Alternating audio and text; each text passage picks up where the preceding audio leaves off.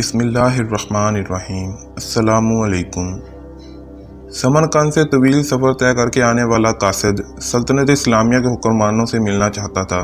اس کے پاس ایک خط تھا جس میں غیر مسلم پادری نے مسلمان سپہ سالار قتیبہ بن مسلم کی شکایت کی تھی۔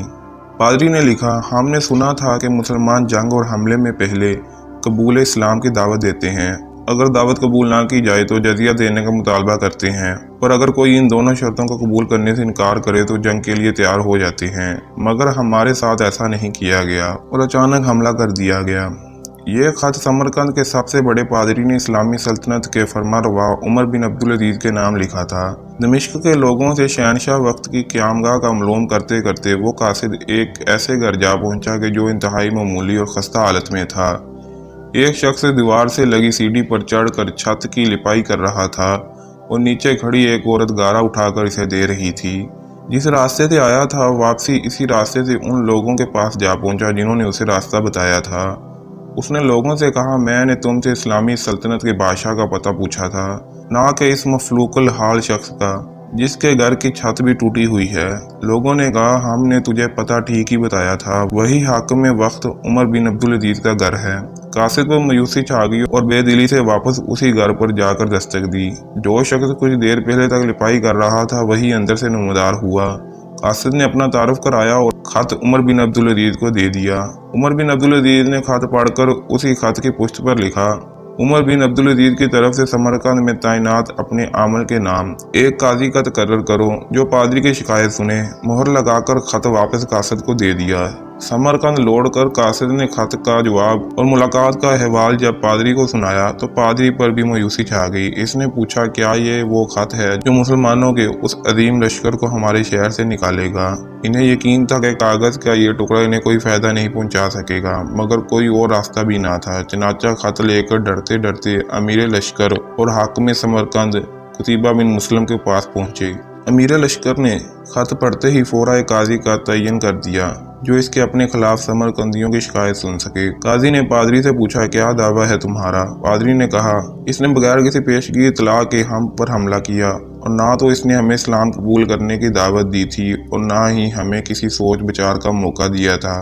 قاضی نے قتیبہ کو دیکھ کر پوچھا، کیا کہتے ہو تم اس دعوے کے جواب میں؟ قتیبہ نے کہا، قاضی صاحب، جنگ تو ہوتی ہی فریب اور دھوکہ ہے۔ سمرقند ایک عظیم ملک تھا، اس کے کرب و جوار کے کمتر ملکوں نے نہ تو ہماری کسی دعوت کو مان کر اسلام قبول کیا تھا اور نہ ہی جزیہ دینے پر تیار ہوئے تھے، بلکہ ہمارے مقابلے میں جنگ کو ترجیح دی تھی۔ سمرقند کی زمینیں تو اور بھی سرسبز اور شاداب تھیں، ہمیں پورا یقین تھا کہ یہ لوگ بھی لڑنے کو ہی ترجیح دیں گے۔ ہم نے موقع سے فائدہ اٹھایا اور سمرقند پر قبضہ کر لیا۔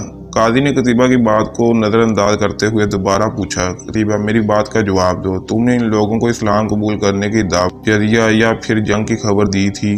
قتیبہ نے کہا، نہیں قاضی صاحب، میں نے جس طرح پہلے ہی عرض کر دیا ہے کہ ہم نے موقع سے فائدہ اٹھایا تھا۔ قاضی نے کہا، میں دیکھ رہا ہوں کہ تم نے اپنی غلطی کا اقرار کر رہے ہو، اس کے بعد تو عدالت کا کوئی اور کام رہ نہیں جاتا۔ اللہ نے اس دین کو فتح اور عظمت تو دی ہی عدل و انصاف کی وجہ سے ہے، نہ کہ دھوکہ دہی اور موقع پرستی سے۔ میری عدالت یہ فیصلہ سناتی ہے کہ تمام مسلمان فوجی اور ان کے عہدیداران فیما اپنی بیوی بچوں کے، اپنی ہر قسم کے املاک اور مال و غنیمت چھوڑ کر سمرقند کی حدودوں سے باہر نکل جائیں اور سمرقند میں کوئی مسلمان باقی نہ رہنے پائے۔ اگر ادھر دوبارہ آنا بھی ہو تو بغیر کسی پیشگی اطلاع و دعوت کے اور 3 دن کی سوچ و بچار کے مہلت دیے بغیر نہ آیا جائے۔ پادری جو کچھ دیکھ اور سن رہا تھا وہ ناقابل یقین تھا۔ چند گھنٹوں کے اندر ہی مسلمانوں کا عظیم لشکر قافلہ در قافلہ شہر کو چھوڑ کے جا چکا تھا۔ سمرقندیوں نے اپنی تاریخ میں ایسا کبھی نہیں دیکھا تھا کہ جب طاقتور فاتح قوم کمزور قوم کو یوں دوبارہ آزادی بخش دے۔ ڈھلتے سورج کی روشنی میں لوگ ایک دوسرے سے سرگوشیاں کرنے لگے کہ یہ کیسا مذہب اور کیسا پیروکار ہے۔ عدل کا یہ معیار ہے کہ اپنوں کے خلاف ہی فیصلہ دے دیا اور طاقتور سپہ سالار اس فیصلے پہ سر جھکا کر عمل بھی کر دیے۔ تاریخ گواہ ہے کہ تھوڑی ہی دیر میں پادری کی قیادت میں تمام شہر کے لوگ گھروں سے نکل کر لشکر کے پیچھے سرحدوں کی طرف دوڑے اور لا الہ الا اللہ محمد رسول اللہ کا اقرار کرتے ہوئے ان کو واپس لے آئے کہ یہ آپ کی سلطنت ہے اور ہم آپ کی رعایا بن کر رہنا اپنے لیے فخر سمجھیں گے۔